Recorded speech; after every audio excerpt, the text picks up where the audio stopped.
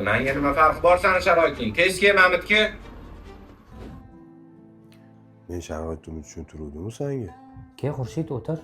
Qarz olgandan keyin odamda mas'uliyat degan narsa bo'ladi. Erkaksan-ku, namuncha qochib yuribsan? O'zingni bos. Qanaqasan Xurshid, yaxshimisan? Yaxshi, rahmat. Sen bilan menga o'xshagan o'rtoqlarni pulni olib yeb yurgandan keyin yaxshi bo'ladi-da. Oshirib yuborsan o'rtoq. Tashqariga chiqib tur, men o'zim gaplashib olaman. O'rtoq, sharoitingni yaxshi bilaman. Ancha qiynalib qolding.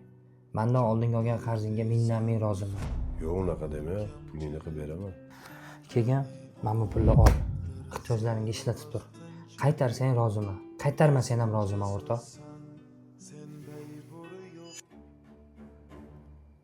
Sen jinnimisan? Kallang joyidami? Men undan pulni ola olmasdan yuraman necha kundan beri. Nimaga pul beryapsan yana? O'zi qarzi bor. U oyog'iga turmaydi o'zi. Bundan o'ylab qarasam o'rtoq, bizning qarzlarimiz ham ancha ko'payib ketib qopti. Qanaqa qarzni gapiryapsan? Hech kimdan qarzimiz yo'q-ku bizani. Unaqa dema do'stim, gardanimizda yukimiz ko'p. Yaratgan egamni buyruqlariga itoat qilmasak ham rizqimizni beryapti-ku o'rtoq. Biz kim bo'lmizki, bitta o'sha qarzdorni puldan kechib qo'ya olmaymiz.